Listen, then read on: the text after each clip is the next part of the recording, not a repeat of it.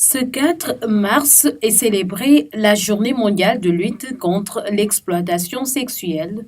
En 2009, s'est tenue la première journée mondiale de lutte contre l'exploitation sexuelle créée à l'initiative de l'ONG Groupe international de parole des femmes. Il est hautement symbolique que ce soit des femmes qui se mobilisent les premières pour lutter contre l'exploitation sexuelle et la pornographie.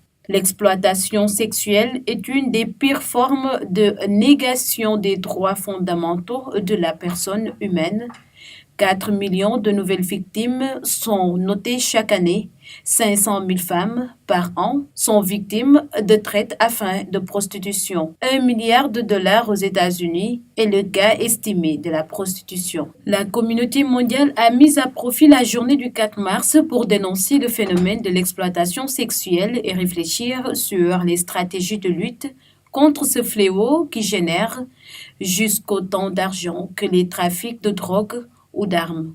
L'exploitation sexuelle est une des pires formes de négation des droits fondamentaux de la personne humaine. Dans le monde, des millions de personnes sont réduites au statut de simples marchandises. Hommes, femmes et enfants sont achetés, vendus, violés, battus, surveillés, enfermés, torturés et ne sont plus considérés comme des objets de consommation.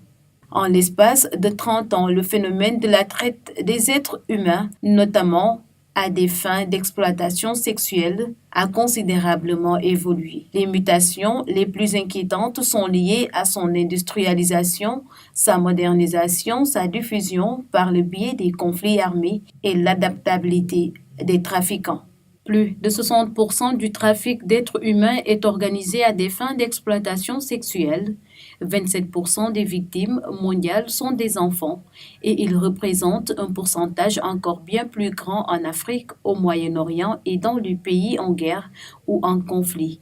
Ces chiffres officiels sont une simple estimation car il est difficile de quantifier l'étendue de l'exploitation sexuelle dans de nombreux pays.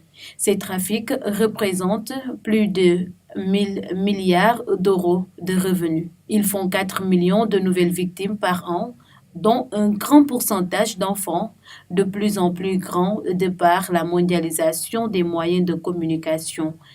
Lancé à l'initiative de l'organisation non gouvernementale Groupe international de parole des femmes, le GIPF, la Journée mondiale de lutte contre l'exploitation sexuelle a été célébrée pour la première fois en 2009.